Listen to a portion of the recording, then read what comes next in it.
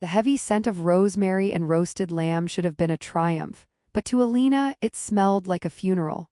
She stood in the doorway of her own dining room, her hands trembling as she smoothed the silk of her apron.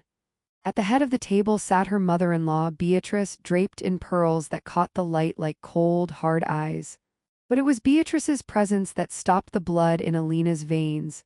It was the woman sitting in Elena's chair. The woman was younger, blonde, and wearing a dress that was a near-identical shade of emerald to the one Elena had chosen for this anniversary dinner. She was laughing, a high, tinkling sound that grated against the silence of the hallway. Elena's husband, Marcus, was leaning toward the stranger, his face lit with a warmth Elena hadn't seen in months. He didn't even look up when Elena finally stepped into the room. "Ah, Elena, you're finally done in the kitchen," Beatrice said, her voice dripping with a false, saccharine sweetness. "We didn't want the food to get cold, so we started without you. You don't mind, do you? After all, Celeste here has traveled such a long way." Elena felt the room tilt. "Marcus," she whispered, her voice cracking, "what is this? It's our 5th anniversary. Who is this woman sitting in my place?"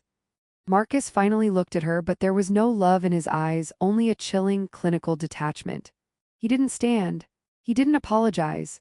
He simply reached over and placed his hand over Celeste's on the tablecloth, the very lace tablecloth Elena's own grandmother had given them. "Beatrice thought it was time we had a little more transparency in this house, Elena. Sit down, if you can find a chair." The betrayal was a physical weight pressing the air from her lungs. Beatrice smiled, a slow, predatory curve of the lips. "Don't be dramatic, dear. We just thought Celeste fit the decor better tonight." Elena reached for the edge of the table to steady herself, her fingers brushing against a heavy crystal wine glass. She looked at the woman, Celeste, who offered a mocking, pitying pout. But as Elena's eyes dropped to the table, she saw something that made her heart stop. There, tucked under Marcus's side plate, was a legal document, and she could just make out the bold, capitalized words at the top. "Petition for annulment." Before Elena could scream, the front door burst open, and 2 uniformed men stepped into the dining room. The police officers didn't look at Marcus or Beatrice, their eyes were locked firmly on Elena. The clatter of silverware stopped instantly. Elena stood frozen, her hand still hovering near the wine glass as the taller officer reached for the silver handcuffs on his belt. "Elena Vance?" the officer asked, his voice booming in the confined, opulent space. "You're under arrest for the misappropriation of corporate funds and suspected embezzlement from the Vance estate holdings." Elena's head whipped toward Marcus. "Embezzlement? Marcus, what are they talking about? I don't even have access to the holding accounts." Marcus didn't look surprised. In fact, he looked bored. He took a slow sip of his wine, swirling the deep red liquid before swallowing. "I told you, Mother," he said quietly, ignoring his wife entirely. "She always was a bit too greedy for her own good. I suppose the evidence spoke for itself." "Marcus, look at me." Elena shrieked as the officer grabbed her arm, spinning her around. "I've spent 5 years building your reputation. I've been the one managing the books because you were too busy at the club. You know I didn't take a dime." Beatrice stood up, smoothing her skirt with an air of immense satisfaction. Now, Elena, let's not make a scene in front of the help, or Celeste. It's so tacky to scream when you've been caught red-handed. We found the offshore accounts this morning, all in your name, all filled with the money that was supposed to go toward my grandson's trust fund. I don't even have a child." Elena cried, the iron cuffs biting into her wrists with a cold, unforgiving snap. "Exactly," Beatrice hissed, leaning in close so only Elena could hear her. "And now you never will, not with Marcus." As the officers began to lead her away, Celeste finally spoke. Her voice was low, melodic, and terrifyingly calm. "Don't worry about the house, Elena. I've already picked out the new wallpaper for the master bedroom. Blue. Marcus says you always insisted on yellow, but he always hated it." Elena struggled against the officers, her heels scuffing the hardwood floor she had polished just that morning. She looked back one last time, hoping for a shred of regret on Marcus's face. Instead, she saw him leaning over to whisper something in Celeste's ear. But just as they reached the door, the younger officer stopped, his eyes falling on the legal document Marcus had been hiding. "Wait," the officer muttered, picking up the paper. He looked from the document to Elena, his brow furrowing. This isn't just an annulment, this is a transfer of power of attorney. He looked at Marcus. Why is your wife's signature dated for tomorrow? The room went deathly silent. Marcus's hand, which had been resting casually on the table, stiffened. For the first time that evening, a flicker of something, was it fear, crossed his handsome features. He quickly reached out to snatch the paper back, but the officer was faster, pulling it out of reach. The date is irrelevant, Beatrice snapped, her voice regaining its sharp edge. It's a clerical error. My daughter-in-law is a criminal officer. Focus on the task at hand. Take her away so we can finish our dinner in peace. A clerical error? Elena gasped, her mind racing through the fog of betrayal. Marcus, you haven't been in the office in 3 days. You told me you were at a retreat. When did you prepare those papers? When did you forge my signature? I didn't forge anything, Marcus snarled, finally standing up. He loomed over the table, his shadow falling long and dark across the white cloth. You signed those months ago, Elena. You were probably too drunk on the charity wine you love so much to remember. Elena felt a cold chill that had nothing to do with the air conditioning. She didn't drink. Marcus knew that. He had always joked that she was the cheapest date in the city because a single glass of champagne made her sleepy. The lies were coming so fast now, a suffocating avalanche intended to bury her alive. The older officer cleared his throat. We'll take the documents as evidence. For now, Mrs. Vance, you're coming with us. We have a search warrant for your personal safe in the study. My safe, Elena whispered. Only Marcus and I have the code. And the anonymous tipster who called us, the officer added. As they dragged her toward the foyer, Elena saw Celeste stand up. The woman walked over to the sideboard and picked up the heavy, silver-plated cake knife Elena had intended to use for their anniversary dessert. Celeste ran a thumb along the edge, her eyes locked on Elena's. She didn't look like a mistress, she looked like a soldier who had just won a war. The study is already open, officers, Beatrice called out, her voice echoing through the hallway. We made sure of that. They hauled Elena into the small, wood-paneled room she called her sanctuary. The safe behind the painting of her father was swung wide open, but it wasn't empty.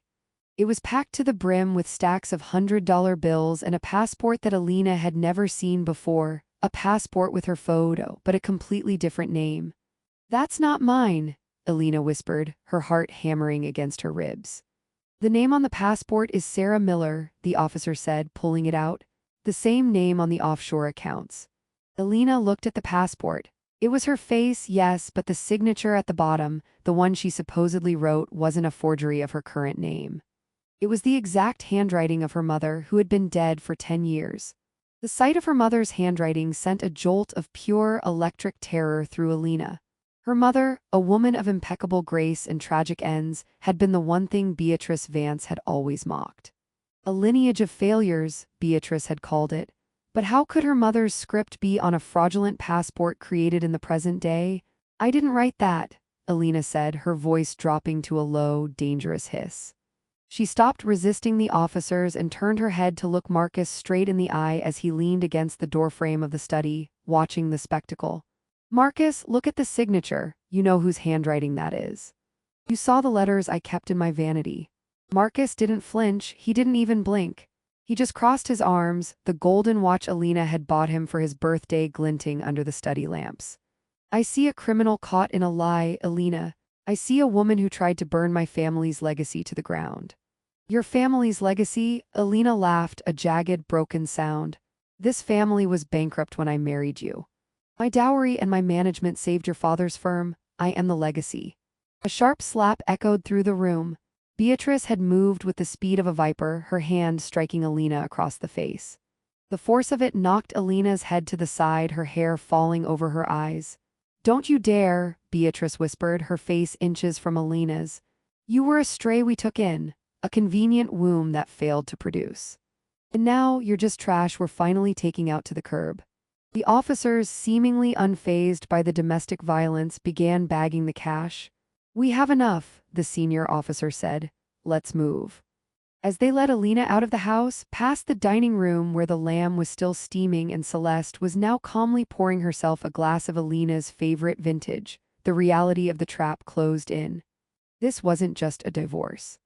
This wasn't just an affair, they were erasing her existence.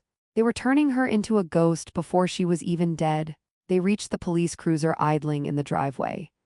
The rain had started to fall, cold and needle-like against Elena's skin. Just as the officer went to duck her head into the back seat, a black SUV roared up the driveway, skidding on the gravel and blocking the police car's exit. A man jumped out of the SUV. He wasn't a lawyer and he wasn't a cop. He was drenched, his coat flapping in the wind, and he held a manila envelope as if it were a weapon.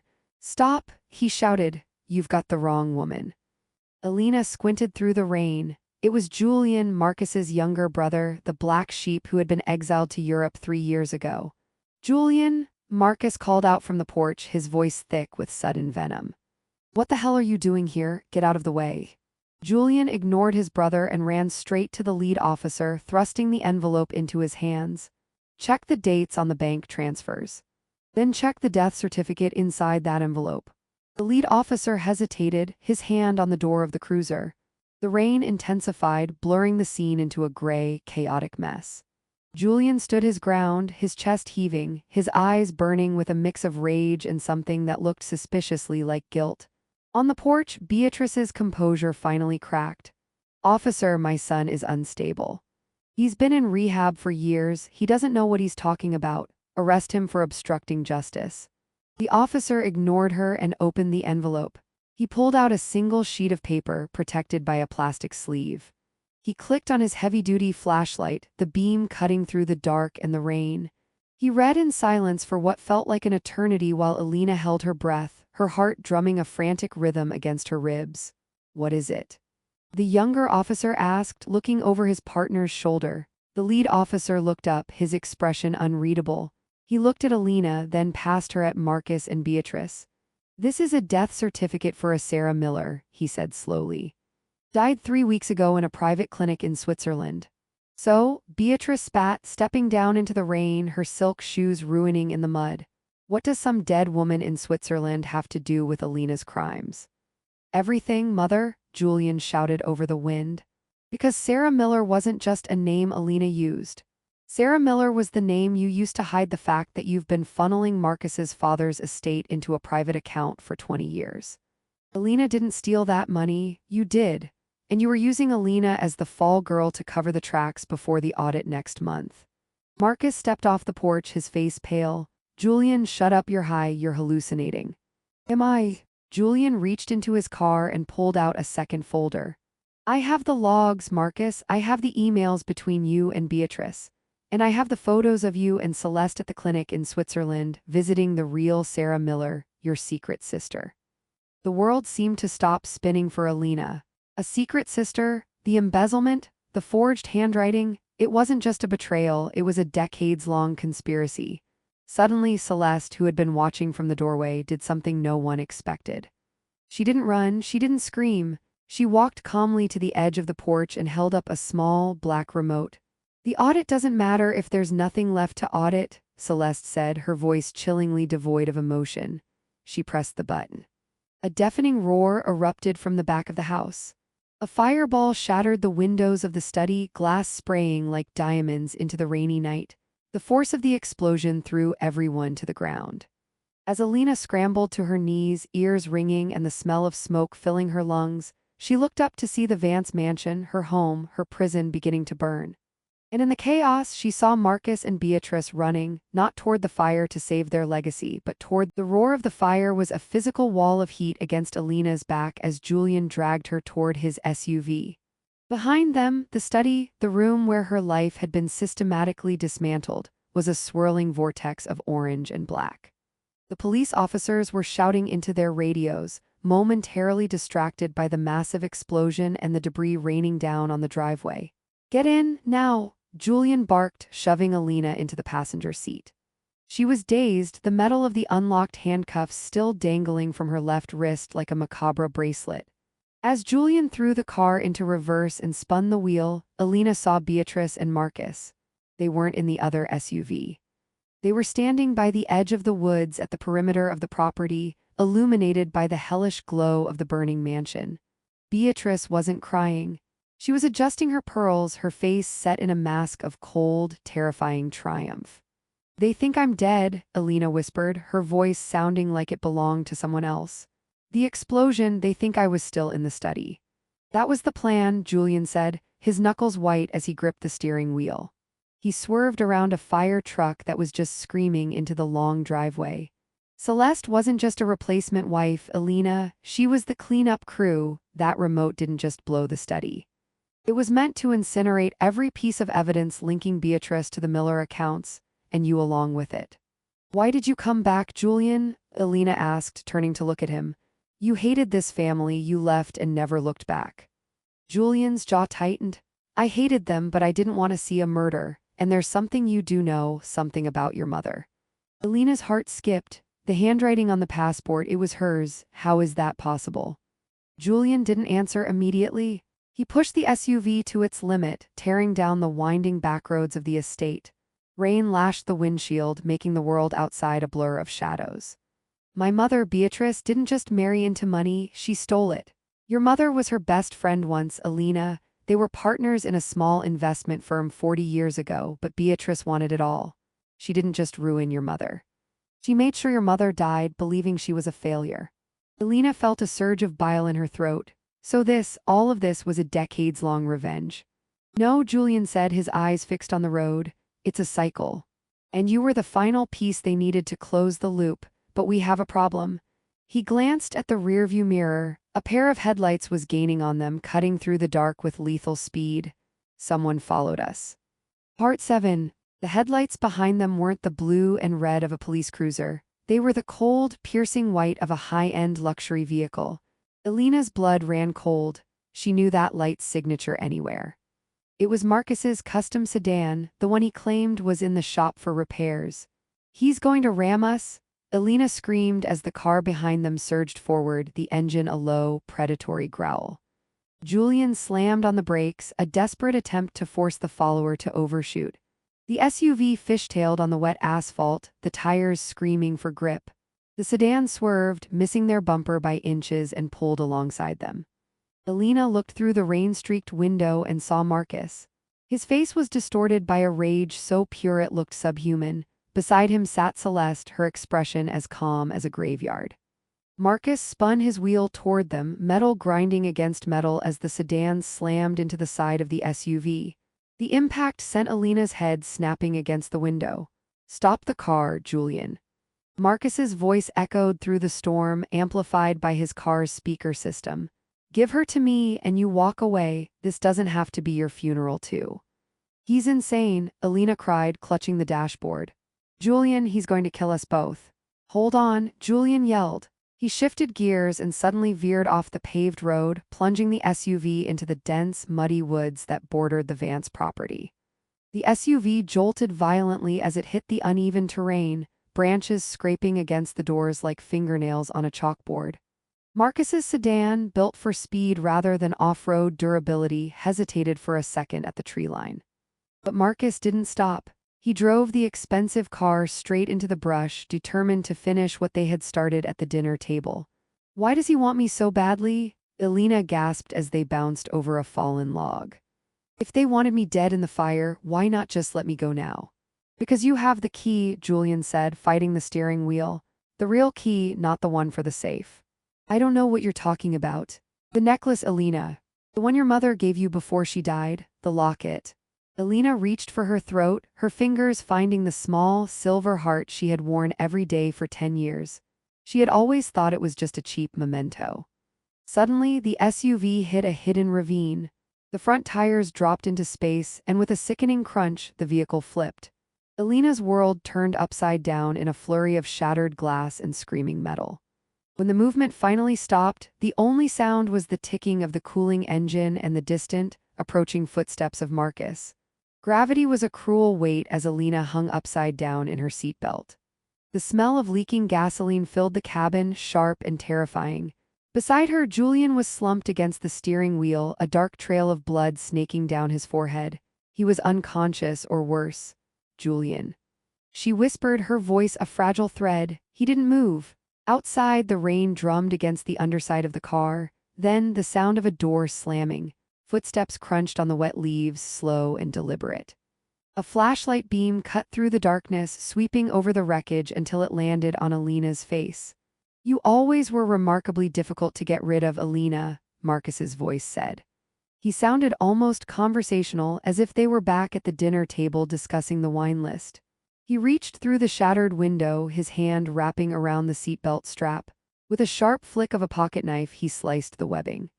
Elena fell, landing hard on the roof of the car amidst the broken glass. She groaned, pain lancing through her shoulder, but she scrambled back, away from his reaching hands. "The locket," Marcus said, kneeling by the door. "Give it to me and I'll call an ambulance for Julian. If you don't, well, this forest is very large and the fire at the house will provide a very convincing reason for your disappearance." "My mother gave me this," Elena hissed, clutching the silver heart to her chest. "It's not worth anything to you, it's just silver." "It's not silver, you fool," Marcus sneered. "It's a cold storage hardware wallet. It contains the private keys to the Miller accounts. My mother spent 20 years filling those accounts, but she was never smart enough to encrypt them.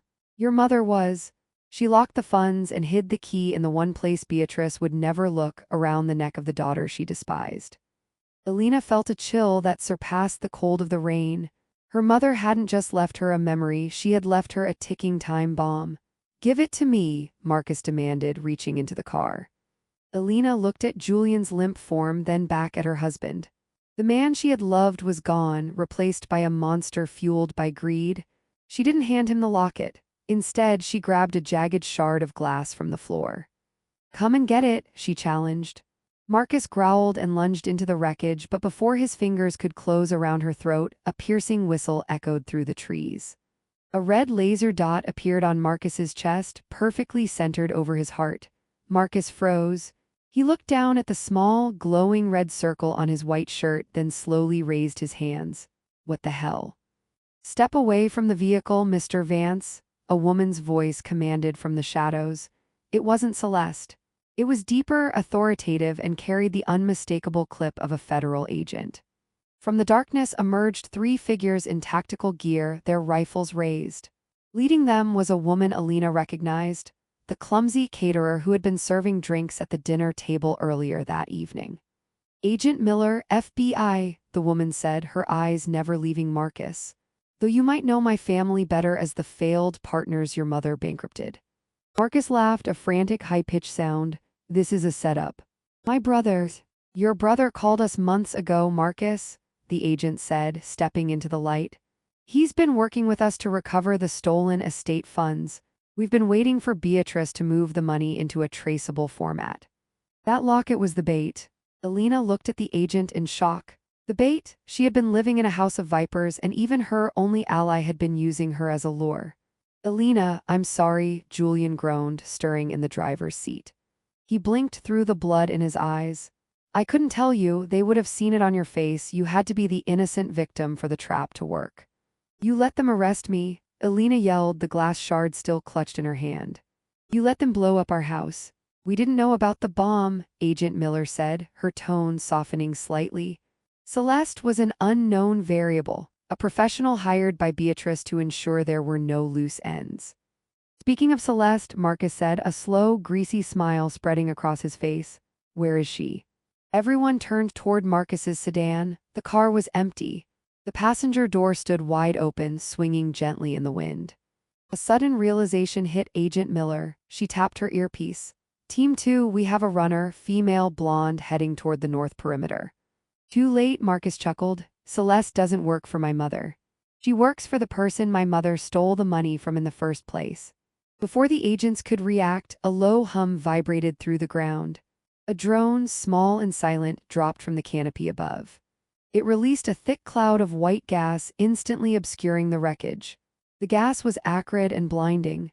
Elena coughed, her lungs burning as she collapsed back onto the roof of the overturned SUV. She heard shouting, the sounds of scuffling, and the sharp pop-pop of non-lethal rounds being fired into the mist. "Julian!" she screamed, reaching blindly for the driver's seat. Her fingers brushed his sleeve, but a strong hand suddenly grabbed her ankle and yanked her out of the vehicle. She was dragged through the mud, the glass shard falling from her numb fingers. The mist was so thick she couldn't see her own hands. "Don't fight me, Elena," A feminine voice whispered in her ear. It was Celeste. The woman moved with terrifying efficiency, hauling Elena to her feet and shoving her toward a different vehicle hidden in the brush, a rugged motorbike. Celeste wasn't wearing the emerald dress anymore. She was in black tactical gear, her blonde hair tucked under a helmet. "Where are you taking me?" Elena gasped, struggling against the woman's grip. "The FBI wants the money." "Marcus wants the money, Beatrice wants the money," Celeste said, her voice a cold rasp. "But I'm the only one who wants the truth, and your mother is the only one who can give it to me." "My mother is dead."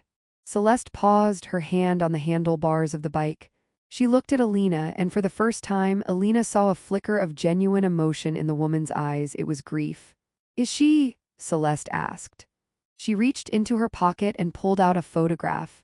It was recent. It showed an older woman sitting in a garden in Switzerland, her silver hair styled exactly the way Elena remembered. In her lap was a book, and on the inside cover, visible in the high-resolution photo, was the signature, Sarah Miller. "She's alive," Elena breathed, her world tilting once again. "She's a prisoner," Celeste corrected, mounting the bike. "And Beatrice is heading there now to finish what she started 40 years ago. If you want to save her, you come with me. If you stay with the feds, they'll keep you in a holding cell while your mother dies." Behind them, the white gas began to dissipate. Elena could see the silhouettes of the FBI agents searching the woods. She looked at the locket around her neck, the key to a fortune that had ruined her life. Then she looked at the woman who had pretended to be her husband's mistress. Elena climbed onto the back of the bike. "Hold on," Celeste said. As the bike roared to life and tore into the deep woods, Elena looked back one last time. Through the trees, she saw the distant glow of the fire. But it wasn't just the house burning anymore, it was her entire past. As the vibration of the motorcycle engine beneath Elena felt like a ticking heart, and now she knew why. The phone pressed to her ear carried the chilling, measured breath of the woman who had spent 5 years pretending to love her like a daughter. "Don't hang up, Elena." Beatrice's voice was smooth, devoid of the panic one might expect from someone whose house was currently a bonfire. "Celeste is quite good at what she does, but she's a mercenary. She works for the highest bidder. Currently, that's me. She's taking you to the airfield, and you're going to sit very still until I arrive." Elena looked at the back of Celeste's helmet. The woman was leaning into the turns, weaving through the dark forest with professional precision. Was she really still working for Beatrice, or was the bomb a lie to keep Elena compliant? "You're a monster," Elena hissed into the phone. "You stole my mother's life, you stole my marriage, and now you're holding a dead woman's name over my head." "Is she really alive?" Beatrice laughed, a dry, rattling sound. "Sarah was always the sentimental one. She couldn't even die correctly. She's been in that clinic for years, Elena, tucked away under my protection. But protection is expensive. That locket you're wearing holds the access codes to the Miller-Vance Trust. Give it to me, and I let you both go to some miserable little village in the Alps to live out your days in poverty." Refuse, and Celeste presses a button. "Elena, throw the phone away," Celeste suddenly shouted over the wind, her voice tight. Elena hesitated. If Celeste was working for Beatrice, why would she want the connection cut? But then she felt it, a rhythmic thudding from above. A search helicopter was sweeping the woods with a powerful spotlight. "They found us," Elena yelled. "The FBI isn't the only one looking for you." Celeste banked the bike hard to the left, skidding through a bed of dry leaves. "Beatrice's security team is closing in. If we don't get to the hangar in 5 minutes, we're trapped." The phone in Elena's hand chirped again. A text message appeared from the unknown number. It wasn't a threat, it was a live video feed. Elena's heart stopped as she saw a grainy image of a hospital bed. An elderly woman with familiar, tired eyes was looking toward the camera. Behind her, a man was adjusting an IV drip. It was Marcus. And he was holding a syringe. "Stop the bike," Elena screamed, pounding on Celeste's shoulders. "Marcus is with her, he's going to kill her." Celeste didn't stop. She accelerated, the bike leaping over a protruding root. "That's exactly what they want you to think, Elena. It's a trick to make you surrender the codes." "I saw him, Celeste. He's at the clinic." "The clinic is in Switzerland, you idiot," Celeste yelled back. "We're in Virginia. Unless your husband has a private jet parked in the woods, that video is pre-recorded or a deepfake. Use your head." Elena stared at the screen. The video was clear, but the timestamp in the corner was blurred. Her mind was a battlefield of conflicting loyalties and terror. Was Julian the only one telling the truth? Was the FBI her only hope? Suddenly, a black SUV roared out from a side trail, broad-sliding across their path. Celeste slammed on the brakes, the bike skidding sideways before tipping over. Elena was thrown into the mud, the wind knocked out of her. The doors of the SUV flew open. Out stepped Marcus. Elena gasped, scrambling backward. He was right here. The video had been a distraction, but if he was here, then who was in Switzerland? The locket, Elena, Marcus said. He looked disheveled, his expensive suit torn and stained with soot from the fire. He held a silenced pistol in his right hand. Mother is losing her mind. She thinks she can still control this, but the feds are everywhere. I'm taking that money and I'm leaving this country. Alone. Celeste stood up, reaching for her own sidearm, but Marcus was faster. He fired a round into the ground at her feet. Don't, Celeste. I paid you double what my mother offered to bring her to me. You've done your job. Now get lost before I decide I don't like witnesses. Elena looked at Celeste, her eyes wide with betrayal. You were working for him. Celeste didn't look at Elena. She simply holstered her weapon and stepped back into the shadows of the trees. Business is business, Elena. I told you I'm the only one who wants the truth, but the truth doesn't pay the bills. Marcus walked toward Elena, the barrel of the gun pointed at her chest. The heart, Elena, unclip it and toss it here. Elena reached for the silver heart, her fingers trembling. As she unlatched the clasp, she noticed a small, hidden hinge she had never seen before. She thumbed it open. Inside wasn't a computer chip or a hardware wallet. It was a tiny, folded piece of vellum paper and a lock of gray hair. Marcus stared at the locket in Elena's hand, his eyes widening with greed. Hand it over now. Elena looked at the contents, the lock of hair and the tiny scrap of paper. There was no technology, no digital key. There's nothing in here, Marcus, it's just a memento. My mother didn't leave me a fortune, she left me a memory. Liar, Marcus lunged forward, grabbing Elena by the throat and pinning her against a tree. He snatched the locket from her hand, his fingers frantically digging into the small compartment. He pulled out the paper, unfolding it with trembling hands. His face turned from rage to confusion. This is a poem. Where the lilies bloom in the shadow of the gate? He screamed in frustration, throwing the locket into the mud. Where are the codes? Where is the money? Maybe there never was any money, Marcus, Elena choked out, clawing at his hand. Maybe my mother just wanted me to be free of people like you. The accounts are real, Marcus shrieked. I've seen the balances, millions of dollars tied to the Miller name. Then you were looking at the wrong name, a voice called out from the darkness. Julian stepped out from behind a thicket, holding a flare gun. He looked pale and his shirt was soaked in blood from the car crash, but his eyes were steady. The money isn't in Sarah Miller's name, Marcus, Julian said, his voice echoing through the woods. Sarah Miller was the name of the woman Beatrice killed 40 years ago to steal her identity, the woman in the clinic. The woman you think is Elena's mother, she's the real Beatrice Vance. The world seemed to turn inside out. Elena looked from Julian to Marcus. What are you talking about? Marcus demanded, his grip on Elena's throat loosening slightly. Our mother is the imposter, Julian said, stepping closer. She was a grifter named Sarah Miller who stole the life of her business partner, Beatrice. That's why she needed Elena. Elena is the granddaughter of the real Beatrice. The inheritance is locked behind a DNA trigger. The locket wasn't the key, Marcus. Elena is the key. Marcus's eyes traveled to Elena's face, a horrific realization dawning on him. He didn't need the locket, he needed her blood. Well, Marcus whispered, his voice turning cold as ice. If it's a DNA trigger, I don't need you alive, I just need a sample. He raised the pistol to Elena's temple. But before he could pull the trigger, the ground beneath them erupted in a flash of white light. The explosion wasn't the C4 Beatrice had threatened. It was a flashbang grenade. Elena was thrown into a world of ringing ears and blinding white light. She felt herself being tackled to the ground. Strong arms wrapped around her, shielding her as several more pops echoed through the clearing, the sound of tactical teams moving in. Federal agents dropped the weapon. When Elena's vision finally cleared, she was lying on the damp earth. Marcus was on his knees, his hands behind his head, as Agent Miller and her team swarmed the area. Julian was being attended to by a medic, his face etched with pain but relief. Is it over? Elena whispered, her voice raw. Agent Miller knelt beside her. We have Marcus. We have the evidence of the identity theft. But we don't have Beatrice. She slipped away from the estate right after the fire started. Elena sat up, looking around the dark woods. The sense of danger hadn't left her. What about the woman in the clinic, my mother, or the real Beatrice? Is she safe? We've alerted the Swiss authorities, Miller said. But we have a problem.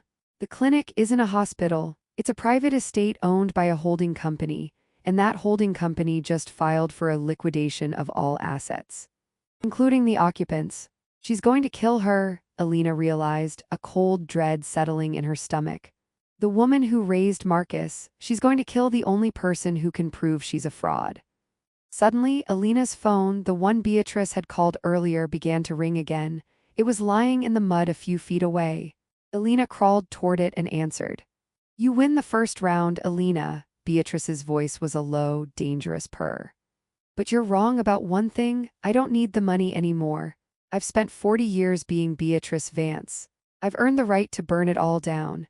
If you want to see the woman you call mother one last time, you'll come to the old mill at the edge of the property. Alone, if I see a single blue light, she dies. Don't do it, Elena, Agent Miller warned, having overheard the call. It's a trap. She's my family, Elena said, standing up. The only real family I have left. Elena looked at Julian. He gave a weak nod. Go, I'll keep the feds back as long as I can. Elena turned and ran into the darkness toward the sound of the rushing river. She reached the old wooden mill, its wheels skeletal and rotting. Inside, a single light flickered. As she stepped through the threshold, she saw her mother sitting in a chair, her face pale but her eyes bright with recognition. But as Elena moved toward her, she stepped on something hard. She looked down. It was a pressure plate. The clicking sound of the pressure plate felt like a death sentence. Elena froze, her foot heavy on the cold metal. Don't move, darling, Beatrice said, stepping out from behind a heavy timber beam. She was holding a remote, but this one wasn't for a bomb. It was connected to a series of heavy iron gears above Elena's head. Elena's mother looked up at her, tears streaming down her face. Her mouth was taped shut, but her eyes were screaming. You see, Elena, Beatrice said, circling her like a shark. The real Beatrice Vance was always so weak. She let me take her name, her husband, her company. She even let me raise her daughter's child, you. But she kept one thing, the password to the final offshore account, the one that holds the truly generational wealth. Beatrice walked up to the older woman and ripped the tape off her mouth. The woman gasped for air. Tell her, Beatrice, the imposter hissed. Tell Elena the password or she stays on that plate until her legs give out. And when she moves, those gears will drop 3 tons of millstone on both of you. The older woman looked at Elena, her voice a fragile whisper. Elena, I never wanted this for you. I tried to hide you. I tried to keep you away from the Vances. I know, mother, Elena said, her voice trembling as she struggled to keep her weight perfectly centered on the plate. I know the truth now. The password, Beatrice? The imposter screamed, shoving the older woman's chair. The password, the real Beatrice said, her eyes locking onto Elena's with a sudden, fierce clarity, is the story of the daughter-in-law. The imposter froze, a look of confusion crossed her face. What? That's not a password, that's a joke.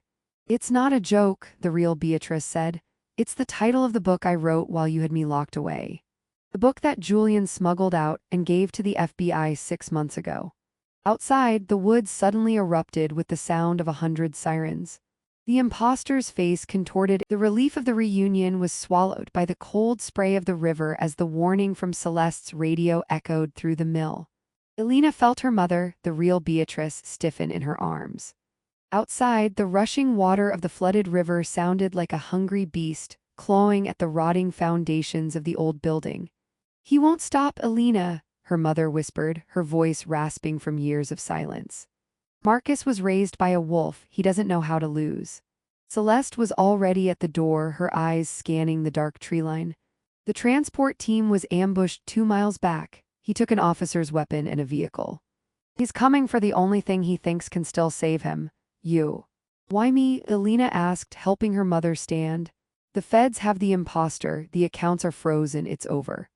It's not over until the DNA is verified at a secure facility, Celeste explained, her tone urgent.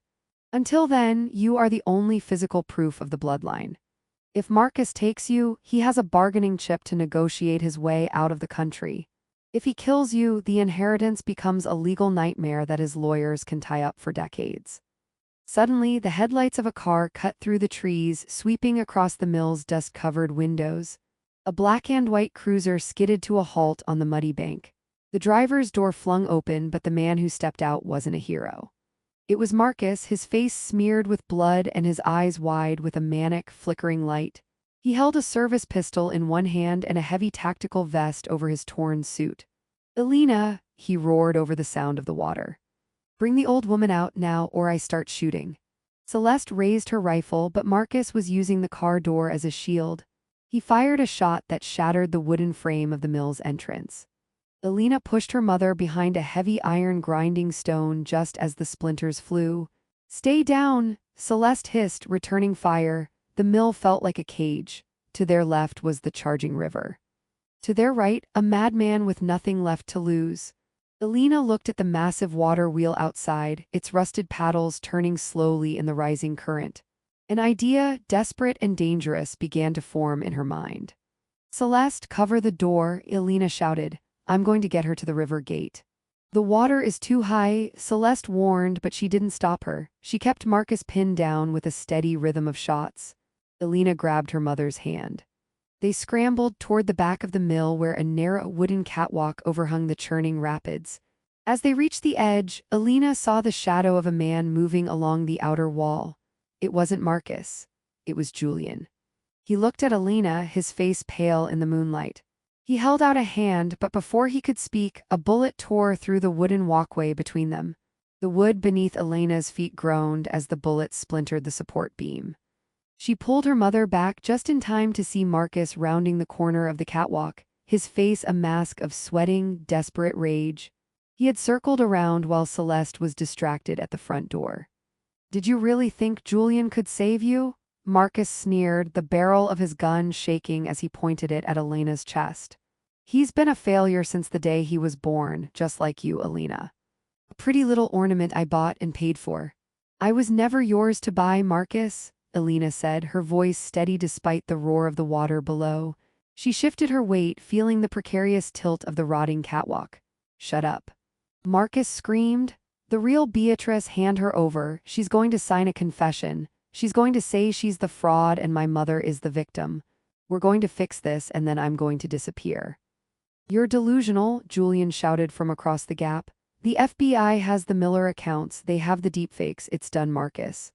"It's only done when I say it is." Marcus fired toward Julian, forcing him to dive for cover. In that split second of distraction, Elena didn't run away. She lunged forward. She didn't go for the gun, she went for the heavy iron lever that controlled the sluice gate, the gate that held back the full force of the river from the mill's interior channel.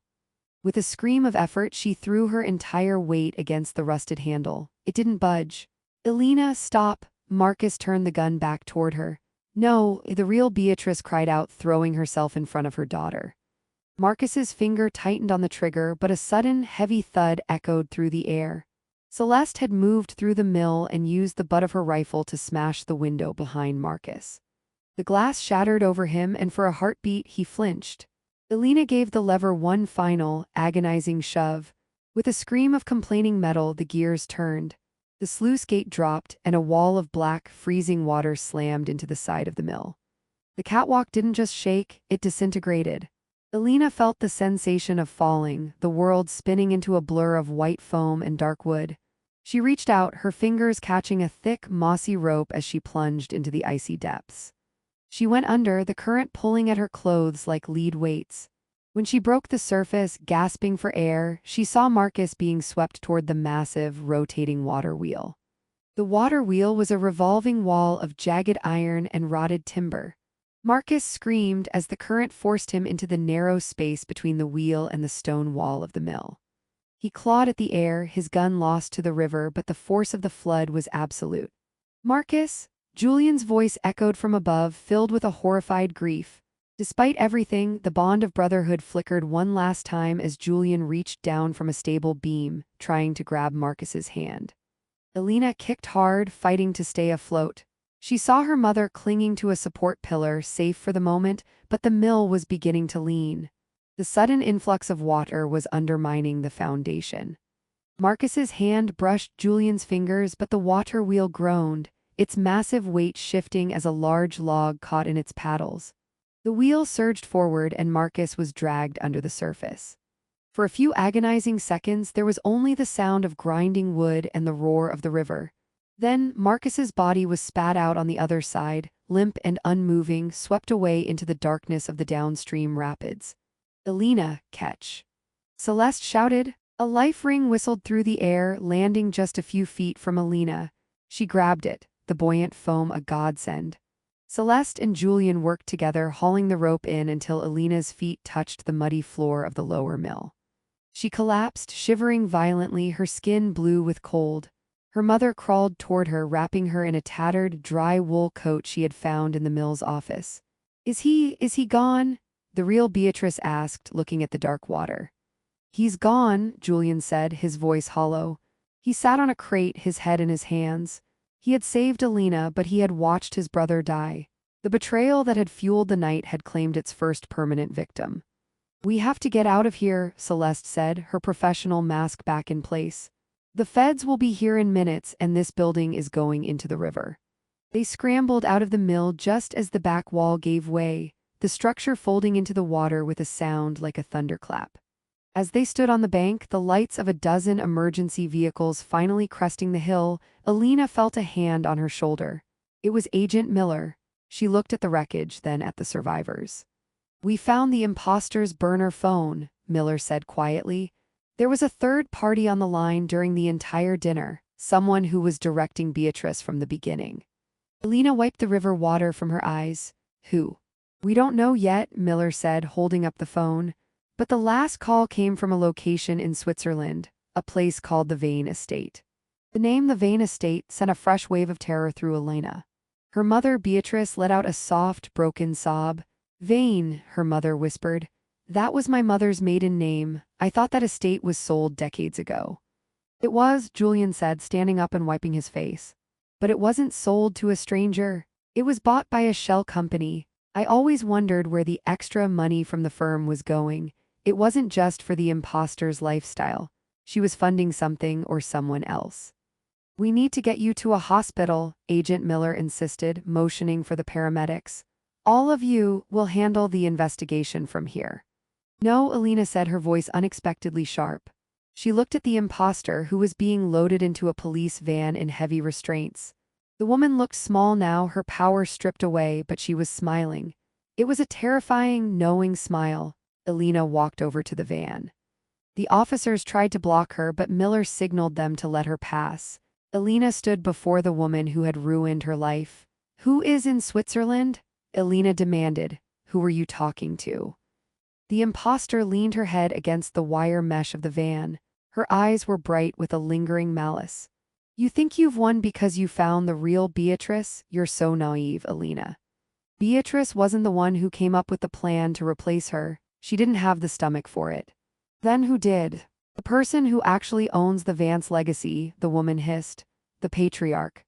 The man you were told died in a car accident 30 years ago." Elena's breath hitched. "Marcus's father, the man whose portrait hung in the grand hall of the mansion, the one that had burned to the ground tonight. He's alive." Julian gasped, stepping up behind Elena. "He's waiting," the imposter laughed. "And he's very disappointed in Marcus. But he's very interested in you, Elena. After all, you're the only one who can unlock the true vault." "The one in Switzerland." The van doors slammed shut, cutting off the woman's laughter. Elena turned to Agent Miller. "I'm not going to a hospital. I'm going to Switzerland. If this man is alive, my mother will never be safe. I have to end this." "You can't go alone," Celeste said, stepping forward. She checked the magazine in her handgun. "And the FBI can't operate officially on Swiss soil without a week of paperwork, but I can." The private jet cut through the dawn sky, the clouds below looking like a field of undisturbed snow. Elena sat across from Julian and Celeste, her mother sleeping fitfully on the small cabin sofa. The adrenaline that had carried Elena through the night had faded, replaced by a cold, hard determination. "If my father is alive," Julian said, staring out the window, "everything I knew about my life is a lie. Why would he stay hidden for 30 years? Why let us believe he was dead?" "Control," Celeste said, cleaning a small, high-tech tracking device. "If you're dead, the authorities stop looking at you. You can build a shadow empire without the SEC or the IRS breathing down your neck." He used the imposter to run the public-facing side of the business while he grew the real wealth in the dark. "And now he's calling in the debt," Elena added. She looked at the locket which she had recovered from the mud at the mill. It was dented and scratched, but the lock of hair was still inside. "He needs my DNA to access the vault. The same way Marcus did." "But why now?" Julian asked. "Why break cover after 30 years? "Because of the audit," Celeste said. "The FBI was getting too close to the shell companies. He had to consolidate everything and vanish before they traced the money back to the estate in Switzerland. He's liquidating the entire family." The pilot's voice came over the intercom. "We are beginning our descent into Zurich. Weather is clear, but we've received a notification. There's a security lockdown at the Vane estate. Local police are being told it's a private security exercise." "He's clearing the board," Elena said, her heart hammering. As the plane touched down, the gravity of the situation hit her. They were in a foreign country, heading toward the lair of a man who had faked his own death and spent decades manipulating them like puppets. They took a waiting SUV and drove into the heart of the Alps. The scenery was breathtaking, but to Elena, the jagged peaks looked like teeth. They reached the gates of the Vane estate, a fortress of stone and glass perched on a cliffside. The gates opened automatically. No guards, no cameras, just an invitation into the mouth of the beast. As they pulled up to the front circle, the massive oak doors of the villa swung open. A man stood there, silhouetted against the warm light of the foyer. He was old, but he stood with a terrifying, familiar posture. He held a glass of scotch in one hand and a remote in the other. "Welcome home, children," the man said. His voice was identical to Marcus's, but deepened by age and a lack of soul. "I see you've brought the key." But as Elena stepped out of the car, she saw something that made her blood run cold. Behind the man, tied to a chair in the center of the hall, was a woman who looked exactly like Elena. "Meet the new daughter-in-law," the man smiled. "She's much more cooperative than you were."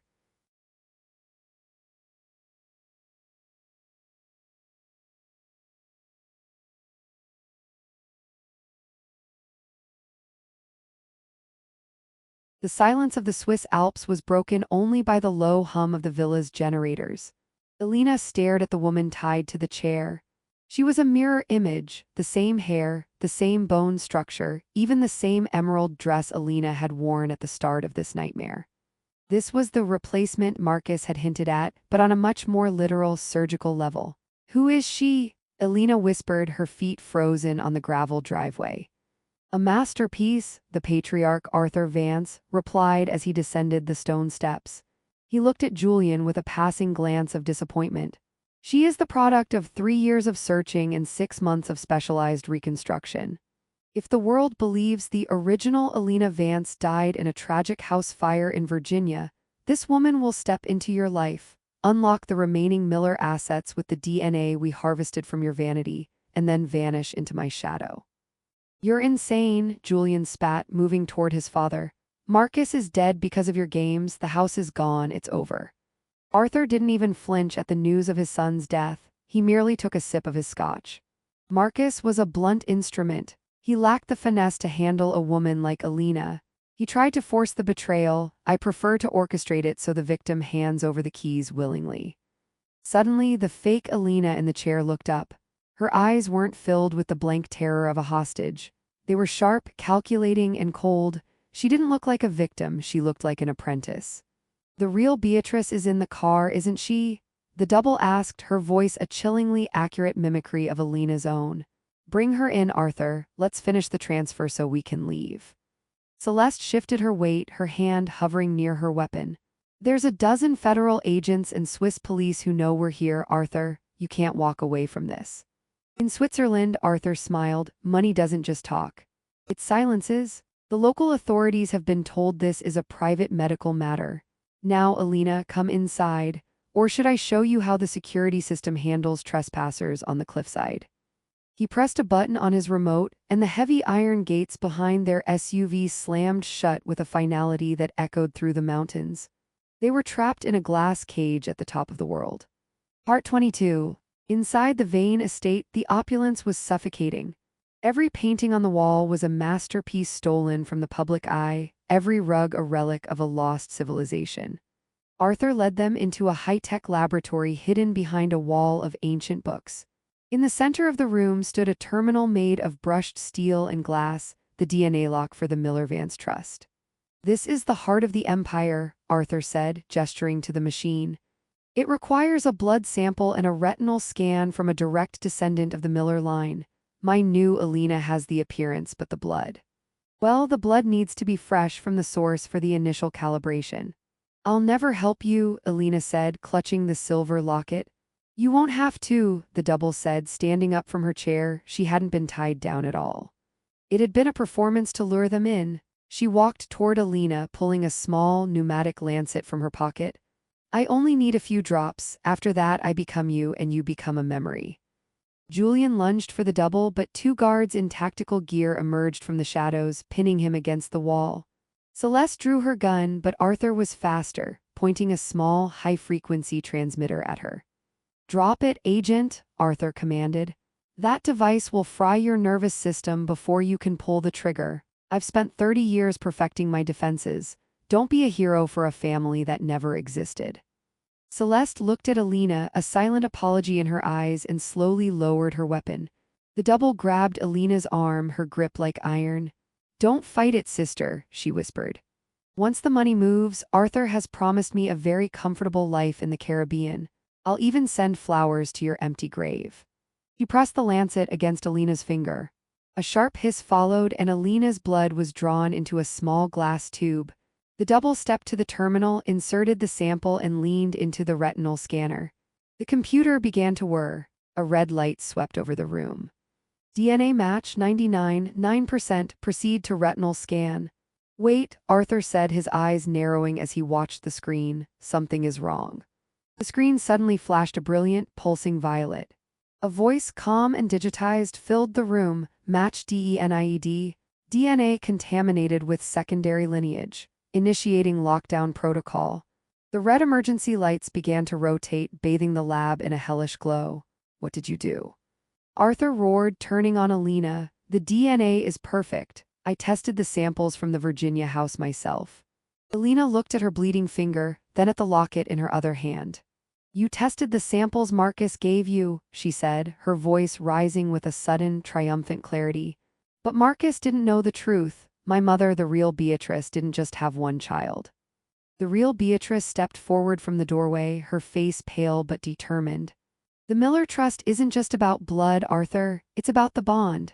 When I realized what Sarah was doing 40 years ago, I didn't just hide the money. I modified the trigger. It doesn't look for a single person, it looks for a sequence. The hair, Julian shouted, looking at the locket. The lock of hair in the locket wasn't my mother's, Elena realized. It was yours, wasn't it, Mother? And the other half of the sequence is mine. We have to be together for the vault to open. And if the wrong person tries to force it, the real Beatrice added, looking Arthur in the eye, it doesn't just lock, it deletes. Every cent, every account, every offshore shell company gone in 60 seconds. Arthur's face turned a sickly shade of gray. He lunged for the terminal, his fingers flying across the keyboard in a desperate attempt to abort the deletion. No. That's 4 decades of work, you can't destroy it. It was never yours, Arthur, Elena said. The double, seeing the ship sinking, didn't hesitate. She turned and sprinted for the exit, but the lockdown shutters were already sliding down. She was crushed beneath the heavy steel plate, her scream cut short by a sickening crunch. The guards, seeing their paycheck evaporating in real time, looked at each other and fled toward the secondary exits, leaving Arthur alone with his family. Abort, Arthur screamed at the screen. Code 00 Vance, abort. The screen turned black. A single line of white text appeared. Balance, $0. Have a nice day. Arthur collapsed into his leather chair, the Scotch glass slipping from his hand and shattering on the marble floor. He looked at Elena, Julian, and Beatrice. For the first time, the patriarch looked like what he truly was. A pathetic old man who had traded his soul for numbers on a screen that no longer existed. But the villa gave one final groan. The deletion of the accounts had triggered a secondary failsafe. A countdown appeared on every screen in the house. Self-destruct in 2-0, part 24. He's going to take us with him, Julian yelled, grabbing Elena's arm. We have to get to the helipad. Arthur, come on, Beatrice shouted, reaching out a hand to the man who had stolen her life. Despite the 40 years of hatred, she couldn't watch him burn. Arthur didn't look up. He was staring at the black screen, his fingers twitching as if he could still feel the phantom keys of his lost fortune. There is nothing left, he whispered. Without the name, without the money, I am a ghost. I've been a ghost for 30 years. It's time I made it official. Leave him, Celeste commanded, grabbing Beatrice. The structural integrity is failing. The mountain is rigged to blow. They ran, they sprinted through the opulent halls, past the stolen masterpieces and the cold statues. Behind them, the sounds of small explosions began to rock the villa. Glass shattered and the scent of ozone filled the air. They reached the helipad just as the sun began to peek over the alpine peaks. A sleek black helicopter sat idling, the pilot waving them forward. Julian shoved Elena and Beatrice inside while Celeste took the co-pilot's seat. As the rotors spun up and the craft lifted into the air, Elena looked down. The Vane estate didn't just burn, it imploded. The charges Arthur had set to protect his secrets now served as his funeral pyre. The villa slid off the side of the cliff, a landslide of stone and fire plummeting thousands of feet into the valley below. Elena watched until the smoke cleared. Her husband was dead. Her father was gone. Her home was ashes. She sat back in the vibrating cabin of the helicopter and felt her mother's hand squeeze hers. It's over, Beatrice said softly. The story is finally finished. No, Elena said, looking at the horizon where the light was finally breaking. The story of the daughter-in-law is over. My story is just beginning. But as Celeste turned around from the cockpit, her expression wasn't one of relief. She handed Elena a tablet. We have a problem, Elena. The accounts didn't just delete. They were redirected. Look at the destination address. Elena looked at the screen. The billions of dollars hadn't vanished. They had been moved to a single, private account. The account holder's name was Elena Vance, but beneath the name was a message that made Elena's heart stop.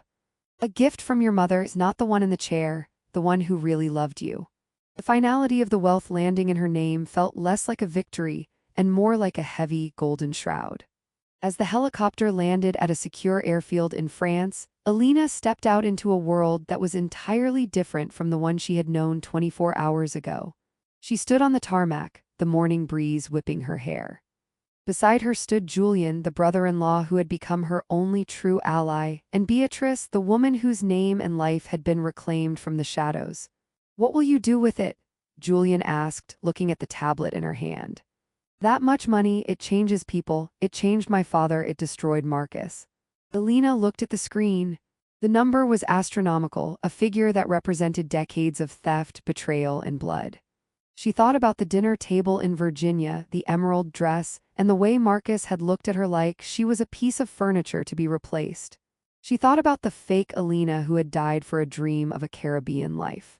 This money was built on hatred, Elena said, her voice firm. It was built on the idea that people are assets to be traded. If I keep it for myself, then Arthur and Beatrice, the imposter they won, they turn me into them. She turned to Celeste. Can you track the original families, the people Arthur bankrupted over the last 30 years, the Miller estate victims? Celeste smiled for the first time, a real genuine smile. It'll take time. And a lot of paperwork, but yes, we can find them. Then do it, Elena said. Liquidate 90% of it. Set up a foundation in my mother's name to help victims of identity theft and domestic fraud. Keep enough for Julian to start over and for my mother to live the rest of her life in peace. As for me. Elena took the silver locket from her pocket. She walked to the edge of the